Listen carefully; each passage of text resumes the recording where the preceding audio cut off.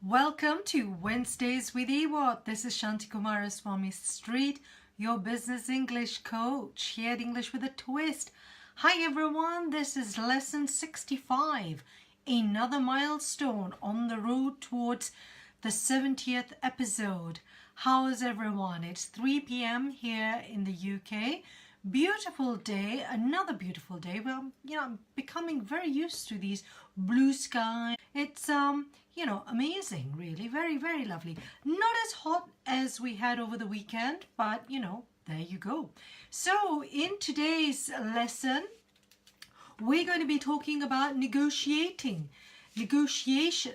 and we're looking at how I'm going to be sharing with you an article that I read recently on 11 ways that we can become better negotiators, or at least enjoy negotiating. So as you come into this class, do let me know if you're in. Hopefully Facebook is informing you that I'm here live. I can see one person coming in, so that's great. So tell me where you're from and how you are. Am I looking too dark? Yes, I'm looking too dark. Oh, hi Susan, great to see you. Oh, sorry, I'm just adjusting. I should have done this a bit earlier, but there you go. So, hey, how's everyone doing in the EWAT club? And thank you so much for joining in the challenges. I hope you've all enjoyed it. And how's your May coming along? Hope well. Now, if none of you or some of you haven't joined the English with a Twist community on my website to receive my audio blogs, then please do so, particularly as this month, with the theme being decisions and negotiations, I'm going to be sharing some content here at the EWAT Club with Wednesdays with EWAT, and some of it on the blog. So if you're not joined yet, then go to englishwithatwist.com and sign up, subscribe to my blog, and you'll receive it every Friday. And then you also have a newsletter, monthly roundup newsletter at the last Friday of every month. So this week, as I said, we're looking at the theme of negotiating. So here we are, lesson 65 for negotiations. And we're going to look at an article that I saw, I read on Inc.com. So I don't know whether any of you read that. It's a business newspaper-ish, I think. And so I was looking at that and I was very interested because I wanted to share with you that the title of it is 11 Ways to Negotiate Better with Anyone, especially if we hate negotiating. And the thing with negotiation, and may I just say thank you very much, Susan. It was your suggestion to introduce a theme of negotiating, and then some of you also asked for this theme to be part of this month's content. Negotiation is something that we do all the time, right? In business, we have to negotiate whether we want to negotiate a pay rise, whether we need to negotiate with our fellow colleagues, whether we're in a meeting and maybe there's a proposal you want to put forward, but you need to persuade them. And so you need to negotiate your way through it to get them to accept what you want. So negotiation forms part of every part of our lives. Good morning, Katya. Lovely to see you. Thank you so much for joining. I'm doing this again, folks. I'm drinking my espresso whilst I'm having this lesson. Excuse me whilst I have a quick slurp. I feel like those rock stars, when they're being interviewed or whatever and they have a drink. But anyway, no, I'm not a rock star, but there you go. So negotiation. So how many of you are parents, right? I bet you spend hours negotiating with your teenagers to tidy their room, to finish their homework, and it's constant negotiation. Or you and your partner, right? Negotiating on who's going to do the washing up if you do this and so it's forever negotiating, right? So we have the personal negotiations that we spend our entire time with in our lives, and then there's also business negotiations. Hi Jen, lovely to see you.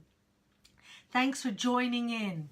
So And the thing is, a lot of people don't like negotiating, particularly when it has to do with business, and it also has to do with money. I find that particularly with finance. I don't know about you.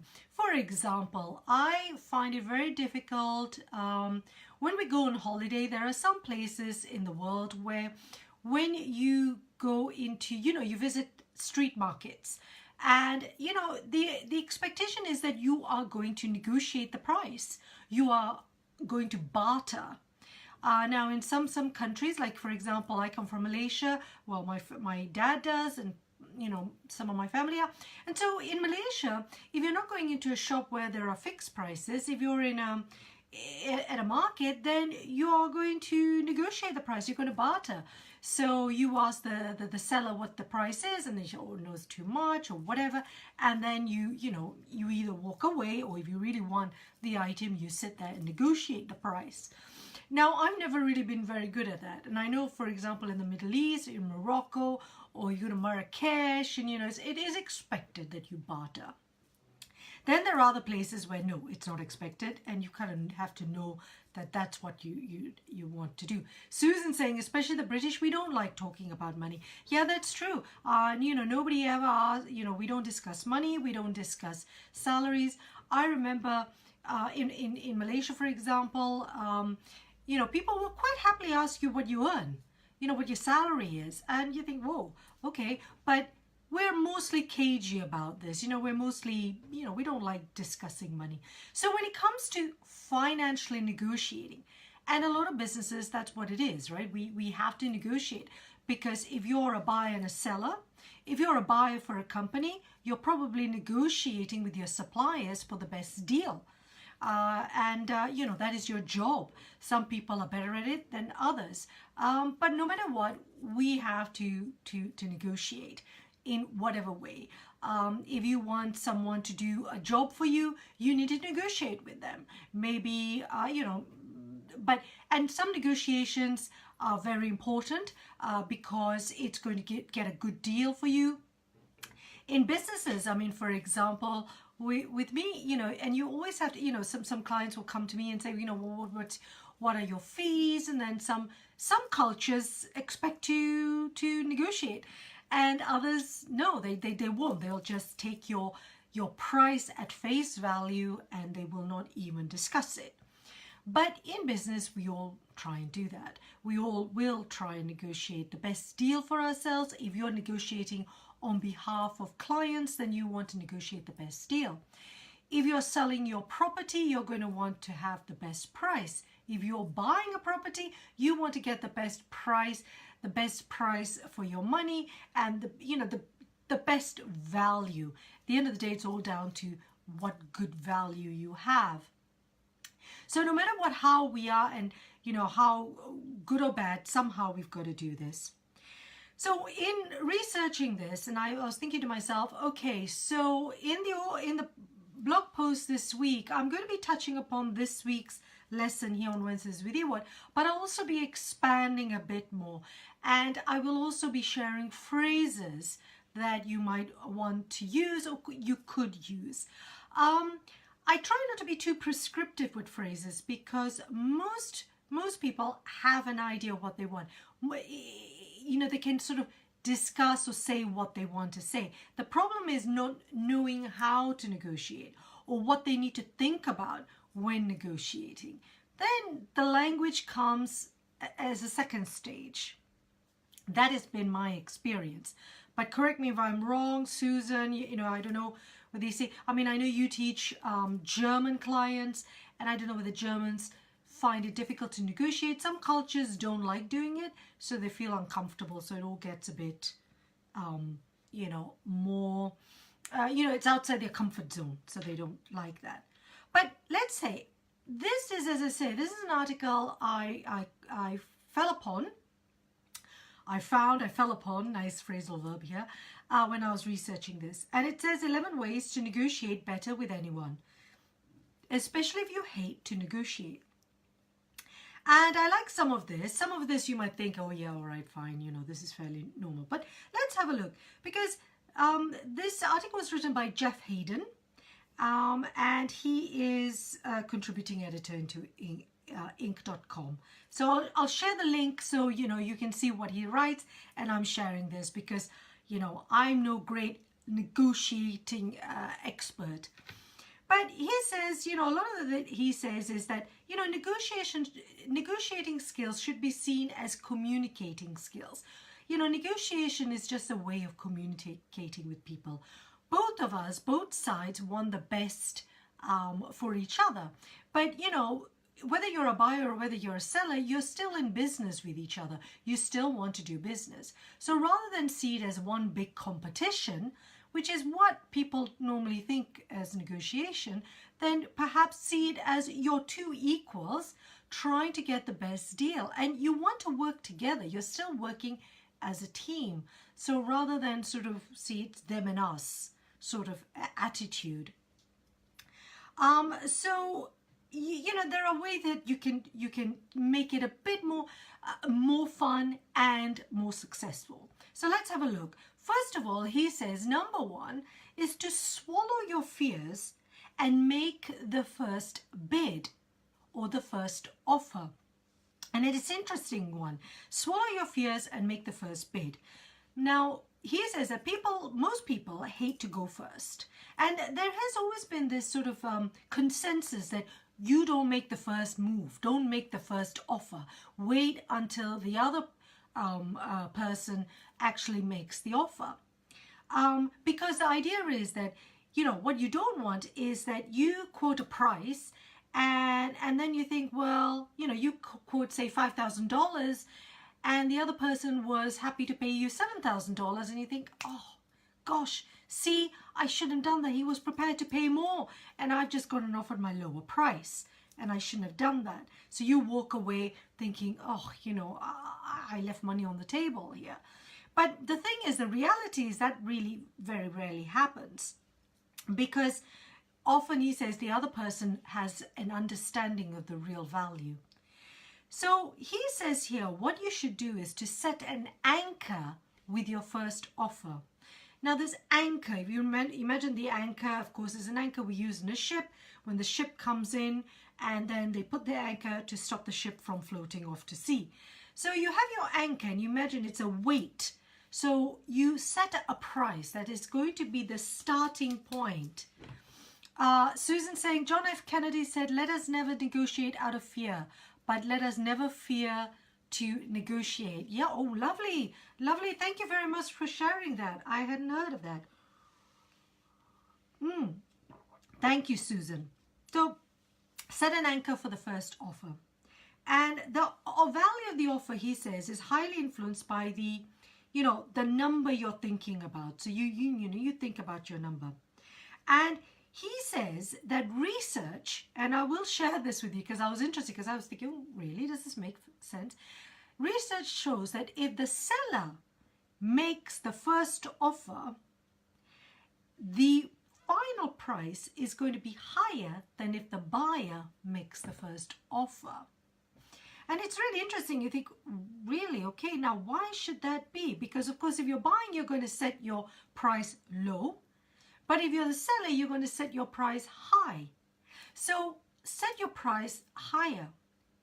And I then went into this, why they looked into research, which was conducted by, and I will show you, I'm just going to go into that research, by a Dr. Galinsky for Harvard Business School. And they did some research on why, as a seller, if you set your price higher and you are the first to make it, and you set a higher price, the final price at the end of your negotiation is going to be high. And the reason is because when you set a high price, there are positive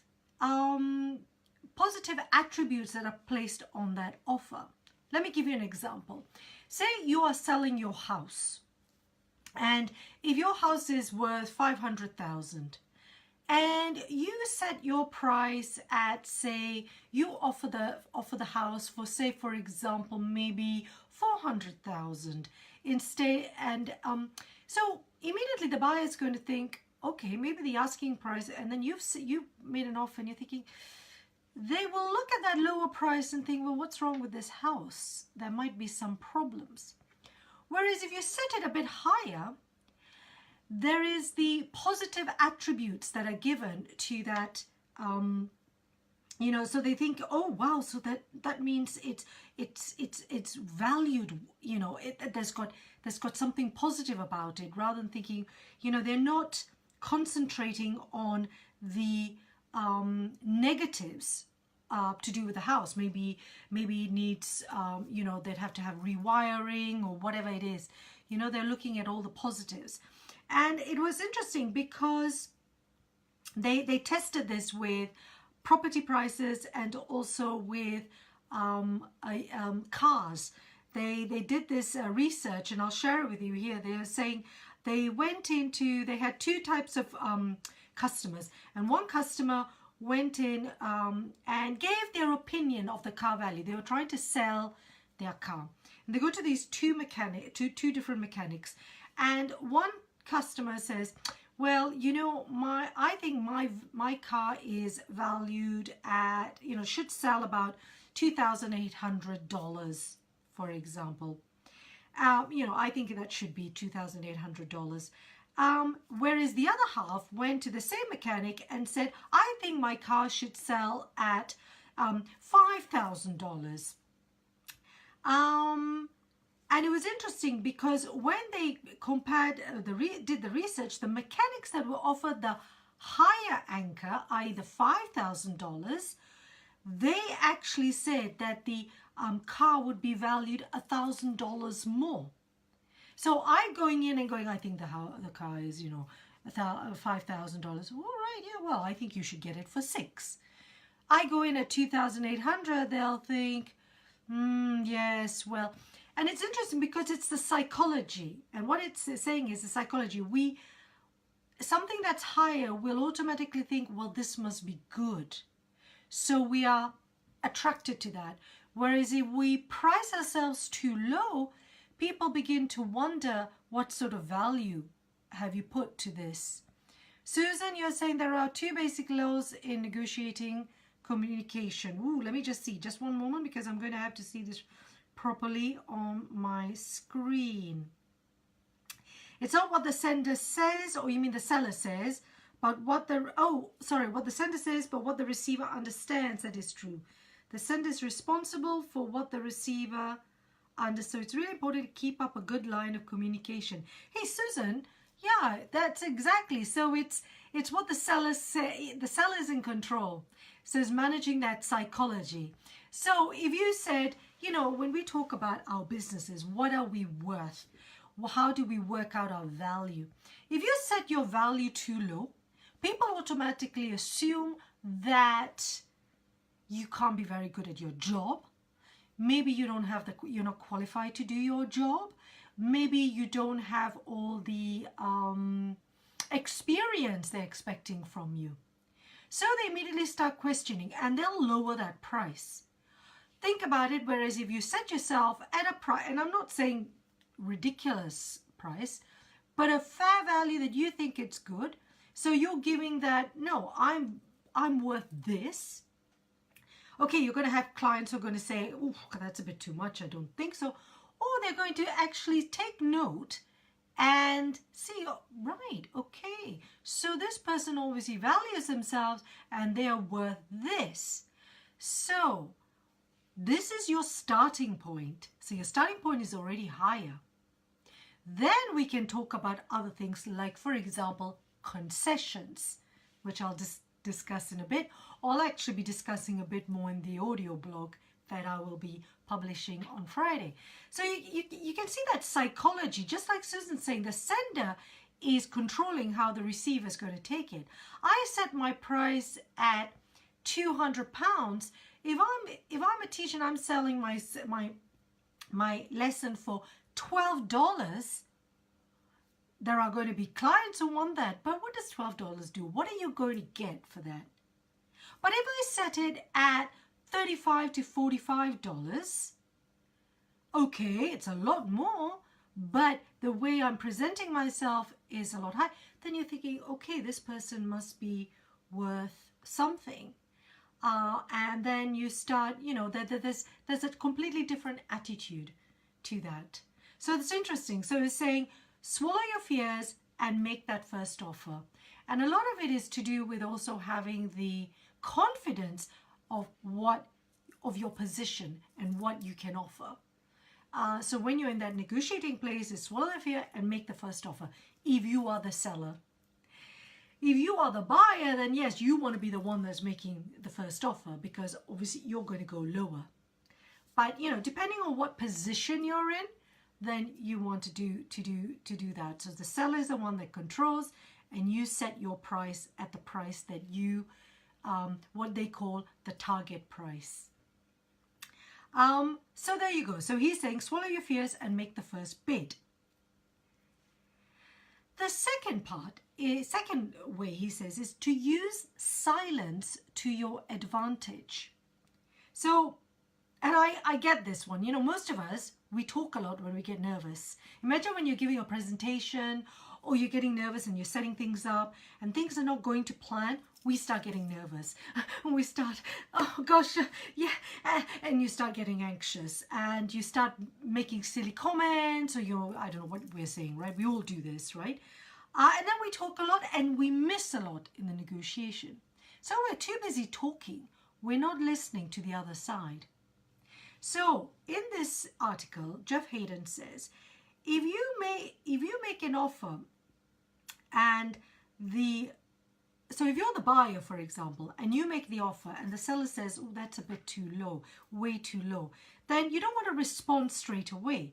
You're going to sit tight and let the seller start talking in order to fill the silence. Similarly, the other way around, if you're the seller and you make the first bid, and they start saying, well, you know what, no, well, we weren't expecting this price, we were hoping for a lot less, blah, blah, blah. Quietly sit still, according to him, and wait until they have gone through, given you more information so that you can just buy time as you listen to them. So they will, because by sitting down and listening, they will give you more information. Maybe, for example, they're trying to make a quick deal. Maybe they don't have time on their hands. Maybe you are the only one that can offer them what they need. There are no other competitors. So it gives you more and more information about the position you're in. So it could be that you're in a strong position or in a weak position. But if you're talking, doing all the talking, you're not listening.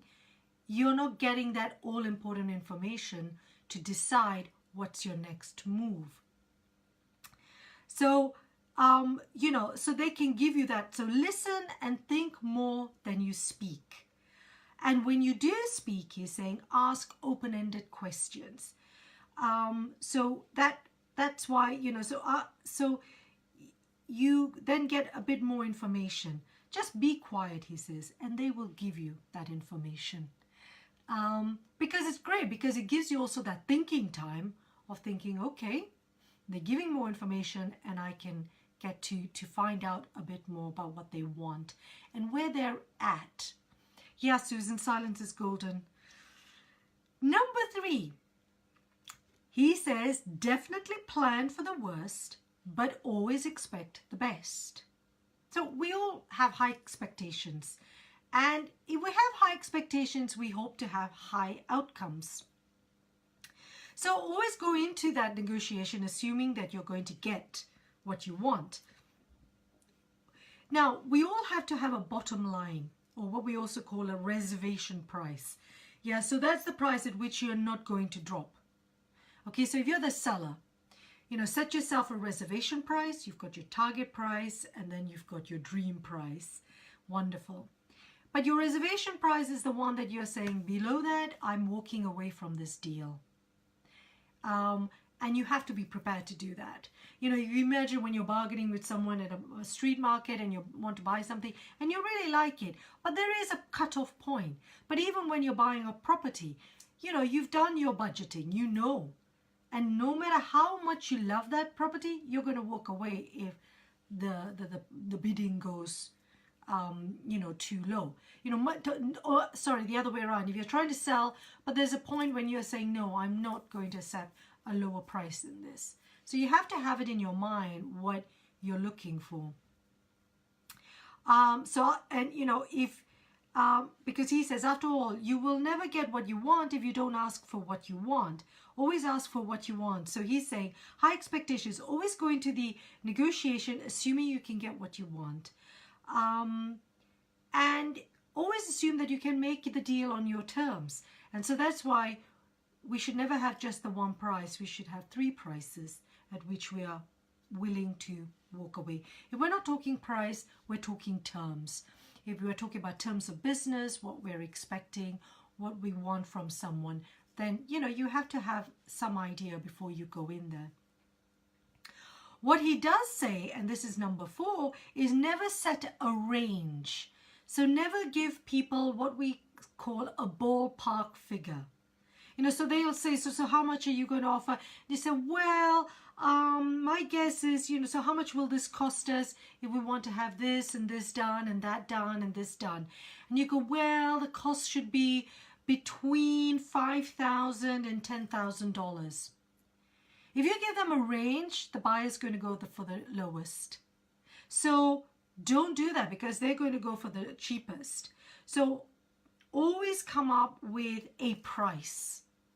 You know, and you have to think on your feet, then just think on your feet. Because they will always go for the final cost, which is nearer to $5,000. And they will always give you plenty of reasons why it should be that. And even though you know that to do what they want you to do is going to cost you nearer to $10,000.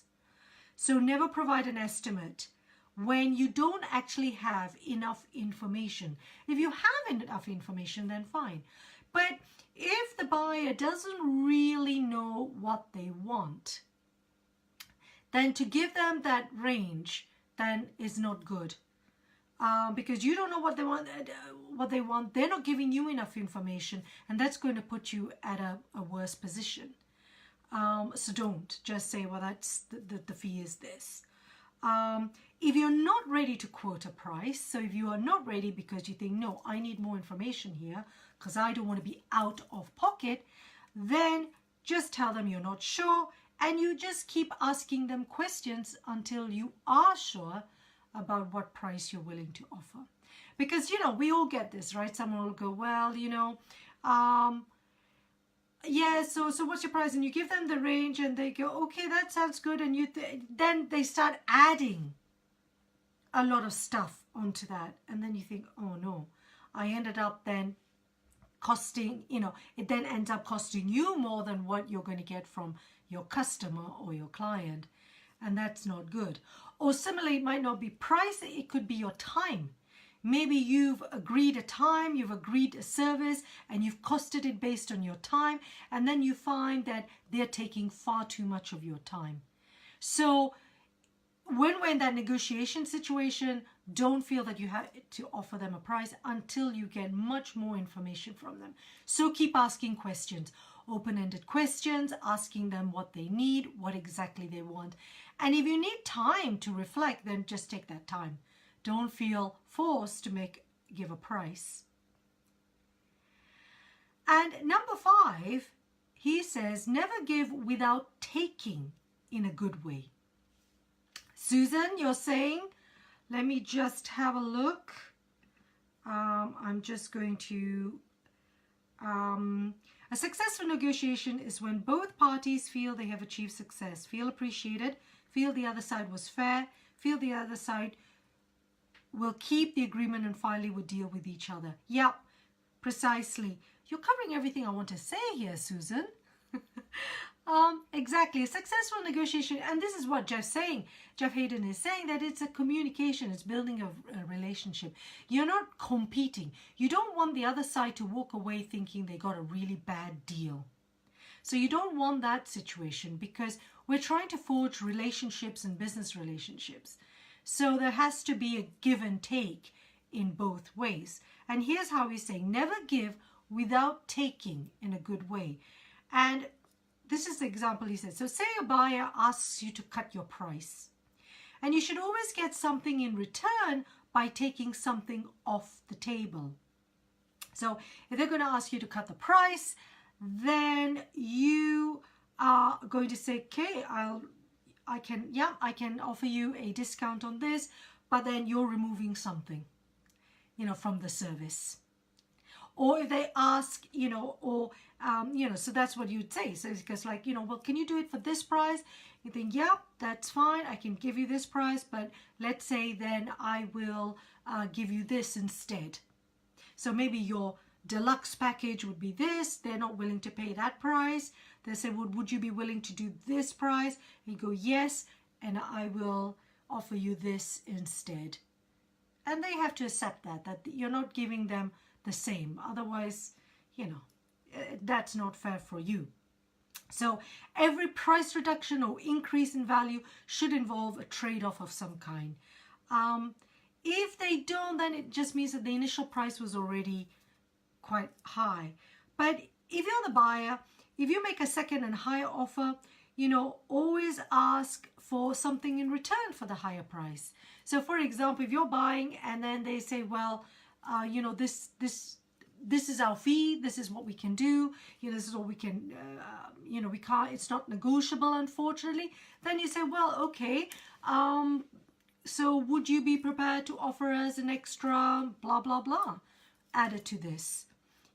On the basis that we're going to continue giving you business for the next 3 years, or we have a lot of business coming our way, so it's that balancing act, right? So I'm going to give and you're going to take, and vice versa. So that concessions, so those famous concessions that we give.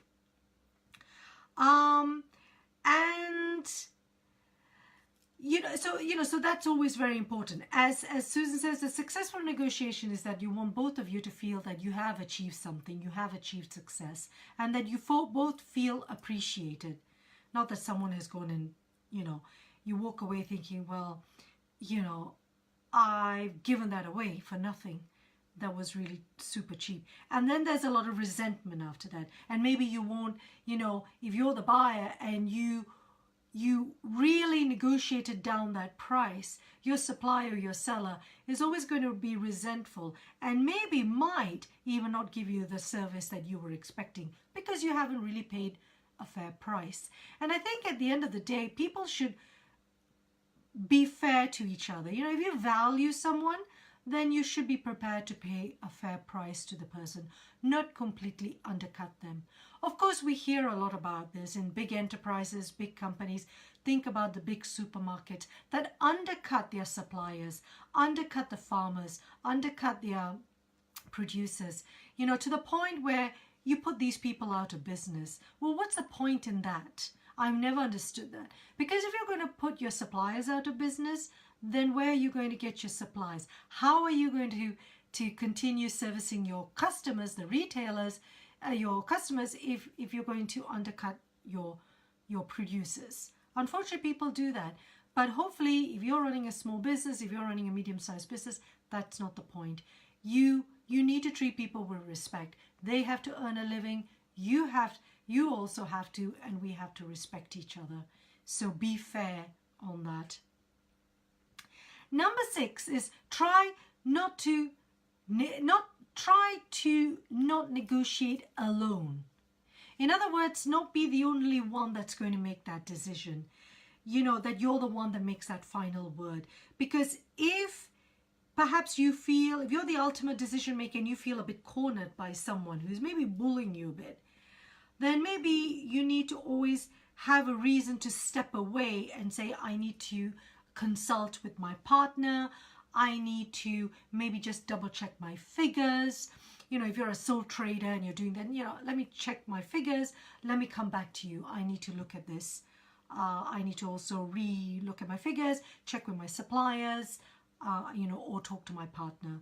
I'm not the only one that can make this decision. Because, you might think, oh no, that looks a bit sort of not sure enough. But it does stop you from being pressured into making a decision when you don't want to make a decision. So, try not to negotiate on your own, not be the only one that's making that decision if you feel you're going to be bullied into it. Number 7, he says, is to use time to your advantage. So a lot of people might hate negotiating, so they want to just get it done, over and done with, so we can move on to the next thing. But sometimes there's an advantage in going slowly, because especially with those negotiations where money is not going to exchange hands straight away. You're not going to be paying for something straight away. So there's time for you to negotiate. So particularly, for example, you are rebuilding your house or whatever, and you're discussing the building plans, the renovation plans with your architect. So money is not going to exchange hands straight away. So you're going to have this discussion, and then you say, well, how much is this going to cost me? So, then you're going backwards and forwards discussing this. So take time to think about it. Let them look at it. Maybe come back with a counter offer. So just take your time, especially if you're in no rush, then use that advantage.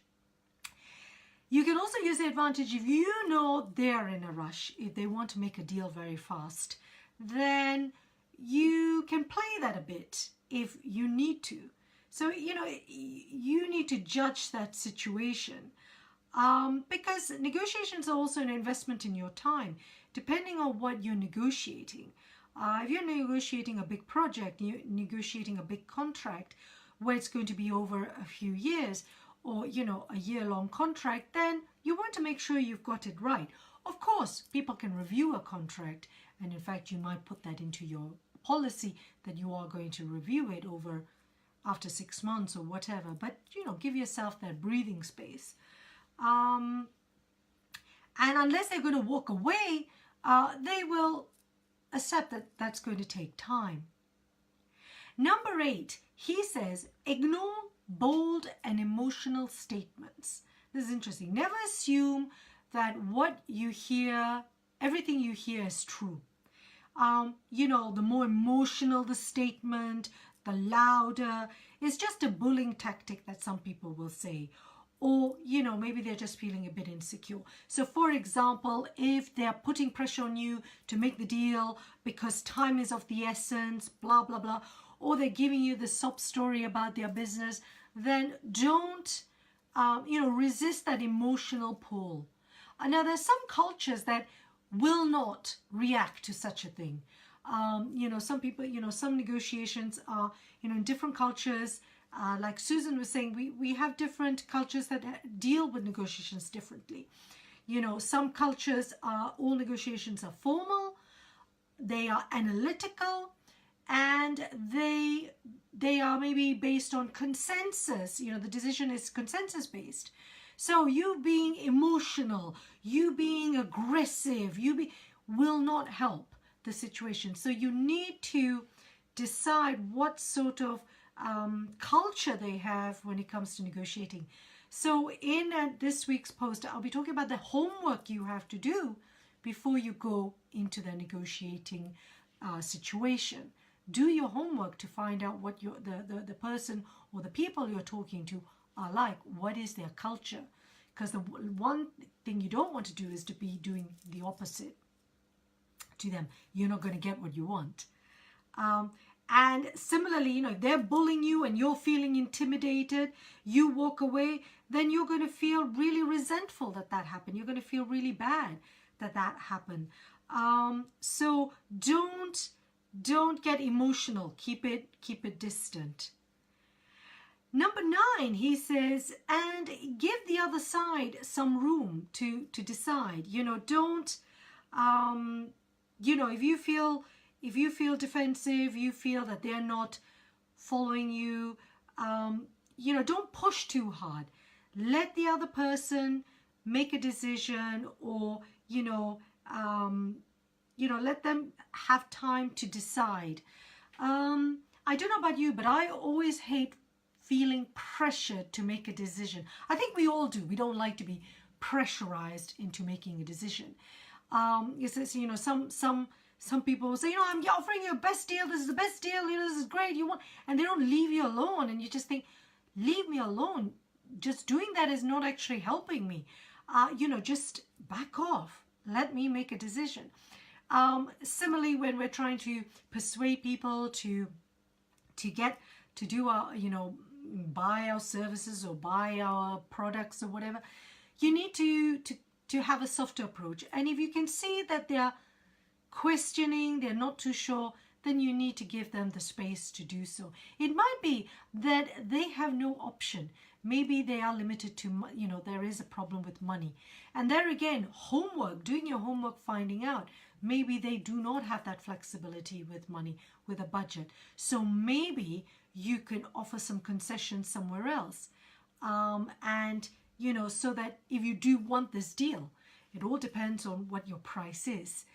But if you do want it, you do want their service, their relationship is important to you, then you need to make a decision. Don't push hard and just decide, is this worth it? If it's not, then you walk away and they walk away. If it is, then you need to find a different way of negotiating. But just don't push too hard. Number 10, he says, you shouldn't see a negotiation as competition. Yeah, Susan, as you say, give them room to maneuver. Yeah, and it could be that if they're questioning things that you're giving room, maybe you can offer them a concession. But don't offer until they start giving you information. Again, we're going back to that previous thing of be silent. Don't start offering everything on the table. Think about it. Let's listen to what they're saying. And, you know, a lot of this is also instinct. If you feel that they are genuine, you think, right, okay, I'm prepared to offer you this. And this will, you know, would this help you? So it all depends on that. Yes, giving them room to maneuver. And don't see the negotiation as competition. As you said, Susan, it is, you are working as equals. You are not this them and us. Certainly not in most negotiations. You're trying to collaborate. This is all about collaboration. It's all about communication. So it's not about who wins and who loses. You don't want the other person to walk away feeling frustrated and resentful. You want both of you to have felt that you both gained something. You as the buyer got a good deal, and so did the seller get a good deal. You know, both sides. And so they feel they got something of value. So don't try and be so ruthless, and especially if you're not built like that. If it's not you, it doesn't come naturally to you, then don't do that. You know, this is not a competition. Because finally, number 11, it says, because what you're trying to do here is to start a valuable relationship. If most of us want to build strong relationships, some companies, some businesses just want to sell products. They just sell products and they're looking at high turnover products, right? So they don't really care about the customer. They don't care about that. Most of us, though, do care.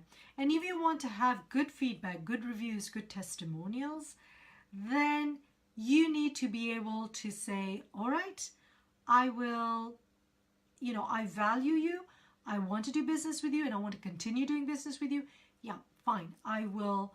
This is about us sharing, you know, building and forging a strong, valuable, and fruitful relationship. So just as you don't want to leave too much on the table, you don't want to take too much. As I say, you want to be fair. You know, and if you're building a long-term relationship, you want to think that the next time you negotiate, it's going to be easier because you both know what is expected of each other. You both know that, you know, and it's all about managing expectations. And this is what most of us have to always do. You're managing expectations. So once you've cleared that with each other and you know, this is what I expect, and this, and both of you feel good. So the seller who's sold their services, that they haven't been completely squeezed on price, and that they are giving up so much. So they end up, what they end up doing is feeling resentful, offering you the service, not really being happy about it. And the next time they'll never come and do business with you again because they're just losing money. That's all they are. You know, unless they have no choice but to do business with you. But that is still going to leave what we say a bitter taste in one's mouth, because you think, I have to deal with these people, but I really don't like dealing with them, but I just have to do that. So it doesn't make for a happy partnership at all. I mean, it's like big business dealing with small businesses. You know, they squeeze them dry of their prices. So to the point where half of these small businesses go out of business, and this is a reality we have in this world. But why? Why do you do that? Because if you squeeze a small business, who's going to be supplying you? You know, they use this whole big business will rule. Well, I have no choice. Yeah, but it leaves a very nasty taste in one's mouth, and you don't want that. Well, I mean, certainly most people don't. Not if you care for building relationships.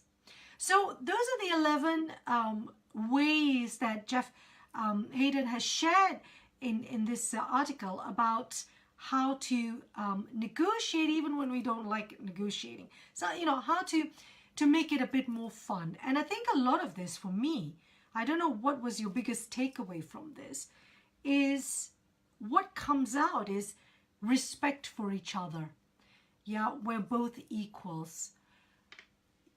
I, as a seller, have something to offer that you, the buyer, wants. But without the buyer, I'm lost. And the buyer without the seller is lost. We need each other. And so there is that mutual need, but there should also be the mutual respect. And if we can take that starting and then work from that, then of course, before you go into the negotiation, have as much information as you can about each other. Get as much information. And I'll be talking about that a bit more in the audio blog that I'm preparing on Friday, where, you know, what research do you need to look at? What do you do? How do you prepare yourself for that negotiation? And then, you know, if we're looking at formal negotiations, then how do you start that negotiation? So also giving you some expressions and phrases you could use to do that, whether it's welcoming them and then start talking. But I think even from these 11 points, you know, okay, apart from the fact of silence, but it's interesting when, you know, again, a lot of it is asking questions and stopping and listening to what people have to say. Because by finding out more about what the other side wants and needs, you can decide how your service or your product will accommodate and will satisfy their needs and their wants. The other thing is also, if you're a seller, is to know your worth. Yeah, know your own value. Don't set yourself too low. Offer a good value and say, this is my value. And if anything, you can always concede or add something extra. But because, of course, and so as a seller, be the one that says, this is what my price is. And my price is not low. This is because this is what I offer. And if they say, well, this was my budget. So if they come back having discussed a few things and say, well, actually, this is my budget, then you make a decision, okay. If you are happy to accept that, then say, fine. But in that case, fine. What I'll do is this. How about if I do this? I can offer you at this price, and I can offer you this, this, this. And it's not your complete package, but it's a reduced package. So the other side can see there's a concession being made. But they value because you've not completely said no. Take it or leave it. This is my final offer. So there's a lot of going backwards and forwards. And I suppose, I mean, all of us, I don't know about you, but that's quite a tough thing to do. Some people are good at negotiating, and some people are naturals. Others aren't. And so it takes it takes a while to understand that. But even if you're as a buyer, you know, offer a fair price to the person. Don't, of course you're going to go lower because you know the price is going to go a bit higher. But, don't undercut them to a point that they think you're just making fun of me. You're mocking me. And, that's not fair. So again, the key point is respect and thinking, do I want a long-term relationship here? So if that's the case, working backwards of how do we develop this relationship? So in that case, you're thinking, what are my strengths and weaknesses for my product? What do I offer? What can I offer? And what is my worth? And what am I prepared to give away should I need to? But you don't have to give everything out there. But just have that already in your mind, having your 3 prices and then saying, okay, here it is. If you can work out all that, then in terms of the language, in terms of the English, how to say this stuff, it makes it a lot easier once you know what you're prepared to do, what you're prepared to offer, what you're prepared to receive, what you're prepared to concede. Similarly, as a buyer, you want this, you know your position, what are you prepared to offer, what are you prepared to concede if the seller doesn't reduce their price. So, what do you ask them to offer you as an extra? So then thinking, I want to walk away with this. And of course, the mutual respect will come as you're discussing this, and then you feel, I can do business with this person. Because remember, the negotiation also is a way for you to decide at that point, can I do business with this person? Do I want to do business with this person? So a lot of it is building, and that's why it's so true. Negotiation skills are communication skills. It's relationship building. How do we have that respect for each other, and how do we develop it? So I think when we're looking at English, and my clients will say, what English phrases do I do? I go, well, no, let's look back first. What are you trying to do? Now think about, how would you talk about this? How would you say, well, this is my offer? And again, you don't have to have perfect English, but what you need to know is be very clear about what your position is as a seller and as a buyer. And some people will put you on the spot. They'll put you in a difficult position. But then again, you can walk away, or you can have silence. Or you can say, I need time to think about this. So you have all these different tips that you can use. So I'll be sharing the link to this interesting article. What I thought was interesting, I don't know whether you found it interesting. I hope you did. Because these are some tools that, you can use. These are the things you can use. And then from there, build your next piece of negotiation. And we can use this for everything we do. Certainly as a teacher, an online business teacher running my own business, I'm constantly having to negotiate. And sometimes I get it right, sometimes I get it wrong. But, I don't want people to come to me asking me for some silly price. At the same time, I'm hoping that, I say, well, no, this is my value. This is what I can offer. And this is the price. I don't really want someone saying to me, well, no, I'm not going to, I don't want you because it's too expensive. Fine. I have to also accept that comes to I have a reservation price. And I think, no, I'm not going beyond this. I am worth more than this. And if the other side cannot see it, yes, it's down to me to prove it, but you also have to have some respect for what the other person is offering you. I mean, I see with suppliers, if people come to me and they say, this we can do with this for you. And then I think, well, as long as I know you're making a fair living. If you're just undercutting me because you're scared of the competition, then they're going to go out of business very soon after. So offer people a fair price. That's what I always believe, and I think that's what all of us should do. Anyway, thank you so much for listening to this lesson. I hope, I didn't see much comment. Susan, thank you so much for your comments. I don't know what others have views, and Amel shared. That's wonderful. Thank you. Amel saying communication, the language must be clear between the send and the receiver. Yes, exactly. So, and the communication also means that we need to listen to what they want and also they have to listen to what we want and what we need and respond accordingly. So I hope, yeah, and giving them room to maneuver. So thank you, Susan. I don't know whether this was also something that would be useful, but I think this is something that we have in all our parts of our lives. And as I say, and what Susan said was very, very important. Both sides need to come away feeling that they both got a good deal, feeling good about themselves. You don't want them walking away thinking, oh, this was horrible. I don't like this. So that's key, really. But anyway, thank you. Do you have any questions? Does anyone have any questions to share with me? What was their worst piece of negotiation they ever came across? Oh, thanks, vocabularies. Thank you, Susan. I'm glad. Thanks, Amel.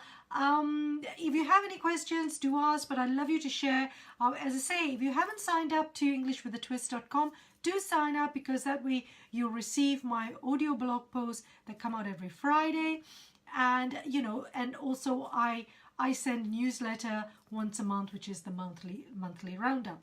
That's in addition, of course, to the EWAT Club. So thank you so much for listening. Thank you so much for watching. Thank you for tuning in here on this wonderful, beautiful Wednesday.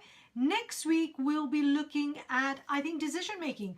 We're going to be looking more at decision making, but I think we'll mix it also with a bit of negotiation work, but we'll see. But if you do have any ideas you want me to cover, any aspects of negotiations or decision making, then please put them in the comments box here, and I will prepare the lesson. This is not just one way. I need you to share with me what you'd like to see, and I'll do that. Anyway, thank you so much. This is me, Shanti Kumaraswamy Street from English with a Twist, saying ciao for now, guys. Thank you so much for watching, and I hope you have a great week. I will see you next week, which is May the 16th, for the next lesson, which will be lesson 66. Excellent. Oh, Amel, thank you. That's very nice of you. All right, take care. Ciao, guys. Ciao for now. Take care.